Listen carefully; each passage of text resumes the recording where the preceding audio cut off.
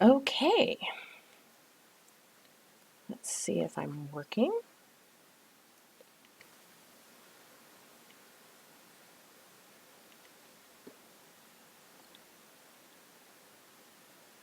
Okay, let's see if I'm working. Oh, great, background static. Well, I guess it could be worse.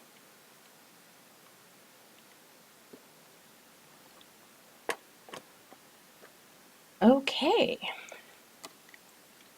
let's see if I'm working. Oh, great, background static. Well, I guess it could be worse.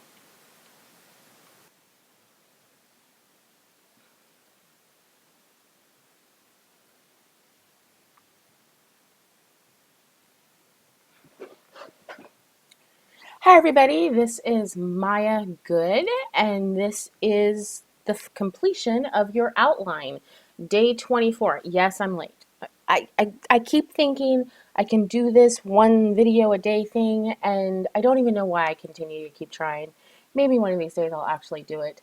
But we are almost done with your outline. And so today we're going to go ahead and finish it up, and we're going to talk about what you should be doing the week before National Novel Writing Month. Because I have some pretty strict thoughts for myself as far as what works and what doesn't work the week before National Novel Writing Month. And we can go into a little bit on my theories of what works for me and what you can do to help get yourself started in November on the right foot. Let me just make sure that I've got a bunch of this stuff going in case anybody comes in live.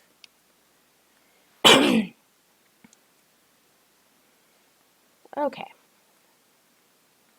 So before we get started, I need to let you know that I am not a published author and I'm not a writing teacher. I am someone who's failed National Novel Writing Month multiple times, and each time I learned something new until I finally had the skills necessary to complete National Novel Writing Month. The internet is full of people that try and succeed right out the gate, but for those of us that really take longer, I have this message for you. It's okay, and you can complete National Novel Writing Month. It's just a matter of gathering up the skills and being in the right mindset as you go into November. So right now you should have either a piece of paper with a list of all your scenes on it, or a spreadsheet with a list of all your scenes on it. You can have a Word document, or you can have a bunch of scene level text documents within Scrivener that have all your scenes on them. Pretty much the only thing that's left is to create your chapters and to just double check your outline and look for any holes, look for any places where there's things that you want, there's scenes that you want to add that aren't currently there. Now, you're going to be adding scenes throughout the month of November. You're going to add scenes when you're editing your novel. But the more work you put into the beginning of the novel, the easier it is at the back end. So I have a few thoughts for you as far as you're reading through your scenes, how do you decide where an end of a chapter is? This is something I really struggled with. For my first novel, I took the what does my gut say approach, which is a perfectly legitimate approach to figuring out where the end of your chapters are, because we are raised on stories. We've been hearing stories since we were 2 years old, since we were 1 years old. We know what a beginning and a middle and an end feel like because we're human beings and we think that way. So if you can put aside your analytical brain and just read the scenes, and feel your story. A lot of times you can have a really good idea of where the ends of chapters are. If you want to take a more practical or analytical approach, the most common suggestion is that a chapter is whenever there is a shift, whether it is a shift in emotion, a shift in plot. If all of your novel, if all of several scenes are in one location, suddenly they move locations, that is a great place to start a new chapter. Um, Anytime where there is an emotional closure can feel like a good place to put an end to a chapter. Now, I have a caveat though. The end of your chapter should always end in a place of action or a place of higher emotion. And that way it propels the reader forward to read the next chapter. You don't want every single chapter to feel like it ends and it resolves and you can set the book back down and you can go like do some laundry without thinking about it. You want each chapter to make the reader want to keep reading. So typically for me, I've learned that my chapters tend to be 3 to 5 scenes long, usually 3.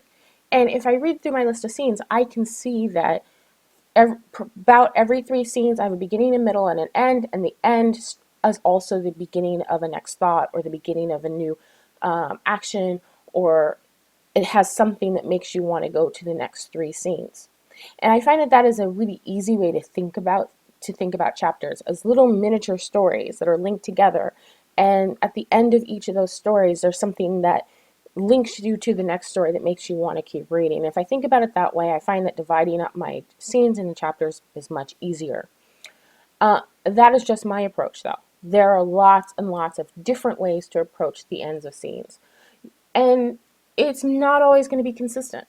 You may have one scene that is 3 or 4 paragraphs long, 3 or 4 scenes long for one chapter, and you may have a chapter that has one scene in it. And within that scene, it has a beginning and a middle and a resolution and something that's propelling you to the next chapter. There's no rules really as far as how to get to the next chapter. There are many books out there with variations in scene length. I personally like to have kind of around the same amount of time for each chapter, but I will go ahead and throw in there a couple chapters that are maybe only 1 scene long or 2 scenes long. And as long as I'm not choppy all over the place, what ends up happening is that those shorter scenes end up having more impact. So if I'm writing a story about 2 people that fall in love and one of the people is dying and she's pregnant, I may have the scene where she discloses she's pregnant and not willing to get chemo as one chapter rather than having it linked to other chapters, because that's going to force the reader to really feel the impact of that choice. Those are the types of things I want you to think about as you're dividing up as you're dividing up your scenes into chapters. Now, another thing that you can think about is the rhythm of these chapters. If you have a chapter that's really high focus, it's full of action, it's emotionally exhausting, the next chapter you find may be more introspective. It may be processing the information from the previous chapter. And that keeps your reader reading, but it also gives them a little bit of a breath so that they can be prepared for the next high impact, high energy, high emotional chapter. But you don't want any boring chapters. Even those quieter chapters, more introspective chapters, should have really interesting points and should end on a note that propel you to the next chapter. So what I'm going to do right now is I'm going to show you in Scrivener how I divide up my scenes into chapters really quickly.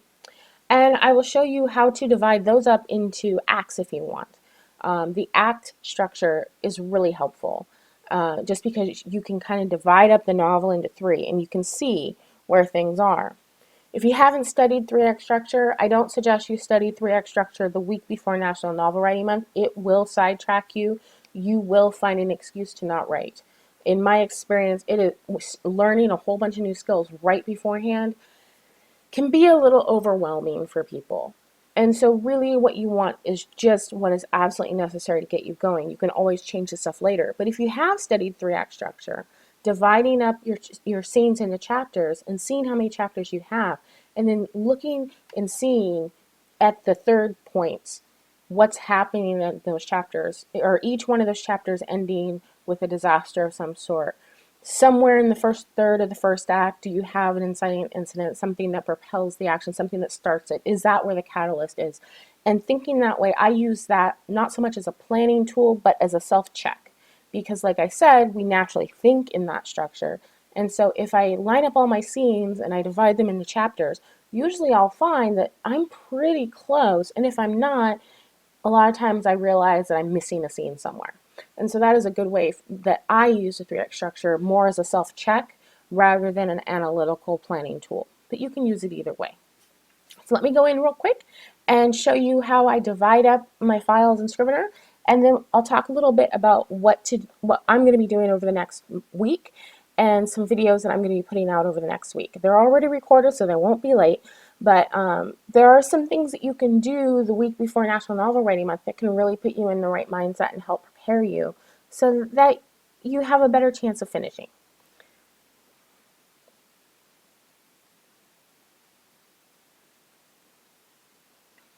Okay, so here is my crummy test document. And honestly, if I wasn't planning my novel, I could have created an amazing test document. But You'll have to bear with me because I'm only human. So what we have here is we have a list of scenes. And if you remember correctly, I had some chapters in there, but I took them out because I didn't want to get distracted. So right now is a great time to put them back.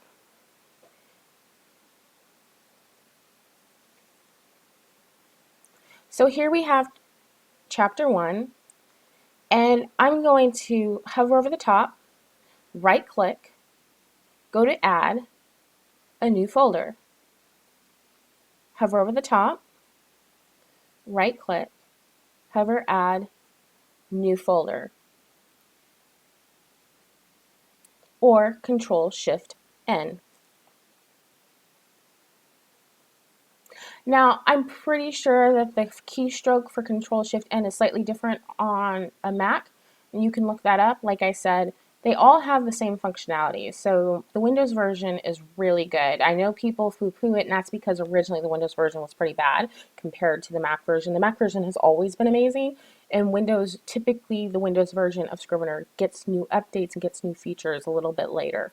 But right now, the software is mature enough that I actually enjoy the Windows version quite a bit. So here I have all these folders.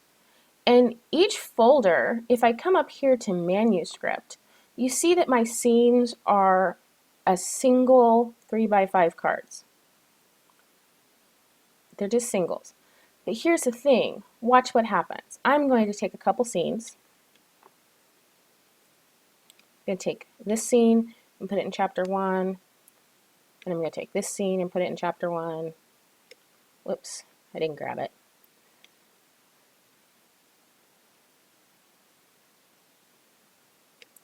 And let's take this scene and put it in chapter 1.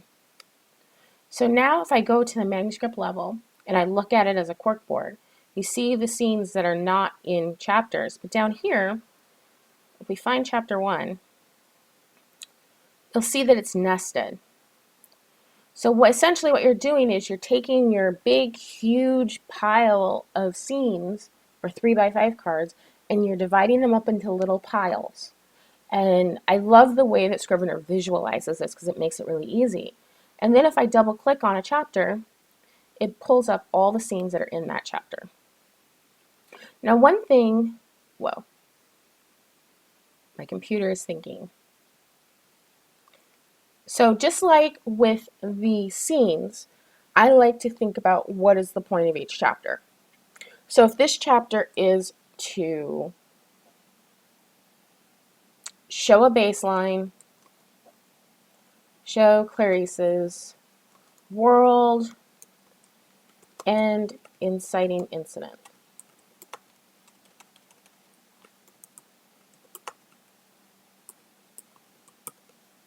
Or I'll just put inciting incident. And then down here, I'll describe what happens in the chapter. Clarice is an FBI agent.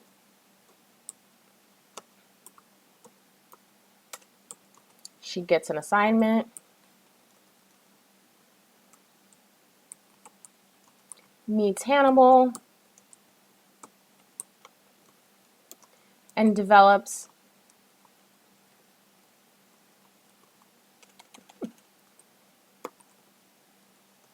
an uneasy respect between them.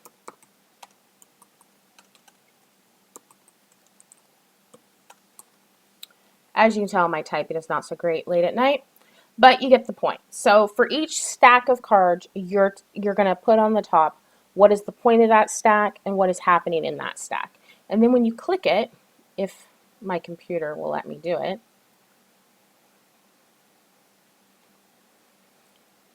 then you have the scenes that are inside. Now here's the cool thing about Scrivener. You can also click Outline. So if I go up to Manuscript and I click Outline, I also can see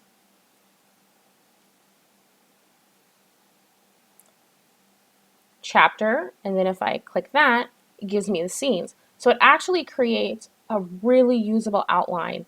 And if you need to take a physical outline with you someplace, if you're going to writers group, being able to come in here and print this out in outline form is really helpful. And you can put all kinds of notes in here as far as like the point of view that you're going to use, how many words you want this particular chapter to be, and how many words each scene needs to be in order to hit those targets. You can do all this here and then print it out and have something on paper that's really easy to access and have available to you.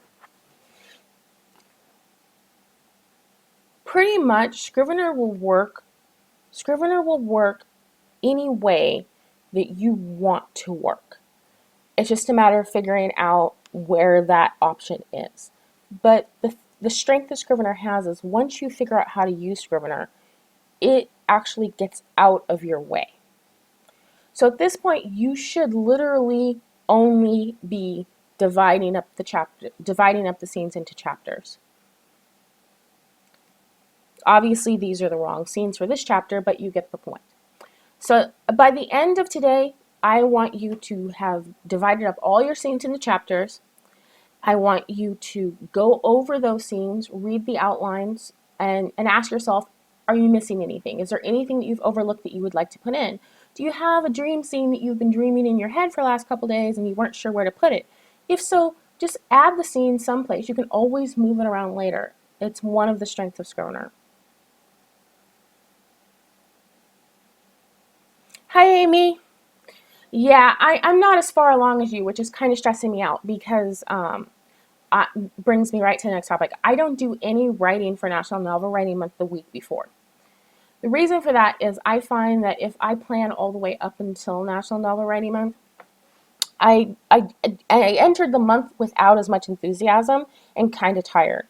Whereas if I take the week off right beforehand, I build up the excitement. I'm thinking about the novel. I'm thinking about getting ready. I do some preparation things as far as my life, which get me more and more into the mindset, so that on November 1st, I'm like that proverbial racehorse waiting at the track, being held back by a little gate, and then the gate lifts and I'm taking off.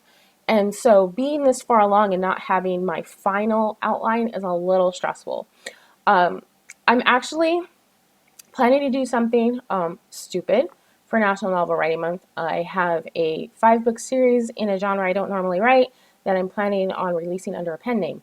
And I am actually hoping to get through 2 rough drafts during National Novel Writing Month. And quite frankly, doing a double NaNoWriMo is a little scary, especially because I would like to do the first one in 2 days, just to see if I can. My rough drafts a lot of times are just like really long outlines, and so I'm not particularly worried about it. And I know that for myself, when I write quickly, a lot of times my subconscious gets out of my way. So it'll be more messy and it'll have more typos and I'll have more stuff to cut out and more stuff to deal with later. But I'll find that my scenes are more emotional. They pull me in really, really deeply in a way that when I write more slowly doesn't happen. And my voice sounds more natural when I write quickly, because if I write more slowly, then I'm thinking about what I'm writing and it doesn't flow. So that's what I'm planning on doing. And I have a finished long outline for book 1, but I don't have a finished long outline for book 2. And it's a little stressful. I've got, 2 days to do it. So that is actually why I've been a little late doing these videos. But really, quite frankly, most of these exercises, the last few videos, are multi-day exercises. So I'm not feeling too guilty about it. As long as you've been doing the work and you feel confident in your outline, quite frankly, you're ready to go. So just divide up those scenes, get them prepared in chapters, and then read over them and ask yourself, is this a beginning and a middle and an end for this chapter? Does this chapter end on some sort of note or some sort of emotion or some sort of action that makes me want to read the next chapter to find out what's happening next? Do I have a bunch of exciting chapters in a row and I need a processing chapter in there so that the reader isn't out of breath? Do every single one of these chapters pull me in and sound interesting? Am I excited to write these chapters? These are all questions you want to ask, and if there's a problem with the chapter, if you read one and it's not exciting, this is your chance to think about it and figure out, what can I do to make it more exciting? If you have too many chapters in a row that are just heavy duty chapters, ask yourself, well, can I put a chapter in there? Is there something that can be happening in there that is more cerebral, that maybe does process, that maybe gives the reader a little bit of a break in between those high impact chapters? And if you're writing a thriller, then ignore that advice altogether. Because we all know some of those thrillers can have a lot of chapters in a row that can just literally leave you out of breath and ready for wine. So let me just go ahead and bring you to here. Thanks, Amy. I hope you're right. You know, quite frankly, the reason why I decided to do a double nano and to try to complete a rough draft in 2 days is because I'm having issues with the editing phase. I still, like, on some level, I'm still processing the fact that I'm a writer. And I feel like if I can prove to myself that I can do a rough draft that quickly, then it'll help me get over the emotional hurdle of not feeling like I'm ready to complete a final edit on a novel, which is really where I'm at. I feel very comfortable editing my short stories. I delay myself still. I don't jump in, and I'm horrible about deadlines. But I am editing my short stories to finished quality. But I haven't gotten to the point where I feel comfortable editing my novels. On some level, I feel like I'm not good enough. So by completing a rough draft so quickly, I'll feel more like this is something that I do and it's time to do the next thing and I'm ready for it. And it's just total psychological game playing on my part. But I want to see if I can. And this series of books was something I really struggled with writing. It's totally outside my genre. I never wanted to do a pen name project. But as I've worked on the outline for these books, I'm realizing it's a great story. It's an interesting story. If they were a mini series or a movie, I would go in a hot second to watch it. And that's when I realized I'm ready to write this. And by writing outside my wheelhouse, I'm hoping that I will gain even more skills because that's what I do every November. I want to gain skills that I didn't have before.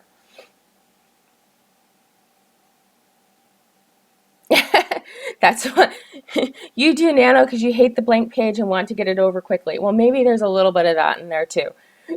The idea of biting off a series is a little scary, but if I can finish the first book in a couple days and then jump right in and finish the next book, then I'll have completed the series before I had a chance to think about the fact that I'm writing a series. And I'm afraid that if I don't write them quickly, I won't get them done. I don't want to be one of these people that gets to book 4 and then is just exhausted and can't finish. And then so, yep, that's where I'm at. Now, as far as next week, I explained to you why you shouldn't be doing any hardcore preparation for National Novel Writing Month the week before, especially if you're new. And really, it's so that you can build excitement and relax. And so, what I am going to have for you the week before is several exercises that you can do to really prepare yourself emotionally and prepare your space and eliminate distractions the week before. And so, I hope you'll tune in for them. Also, definitely check out the Right Stuff page. I'm going to have a video with them on Monday coming out about my writing community. I actually wanted to bring my camera to one of my writing groups, but it got canceled last minute. But we're going to talk about the importance of community and how it can help you get through National Novel Writing Month, how National Novel Writing Month is a community, and how you can extend that throughout the year. I think it's a really important part of National Novel Writing Month. And so I'm going to be doing a video for them. And at the bottom of the video, there is just a whole bunch of videos that have been done. So you can go on YouTube and you can do a search for Write Stuff or WriteTube, excuse me, hashtag WriteTube, and you'll see a bunch of videos that have been done by various people throughout this month on all the different aspects of National Novel Writing Month and writing and what it's like to be a writer and things that can really help you out. So until next time, ciao. Thank you for joining me, Amy. It was great.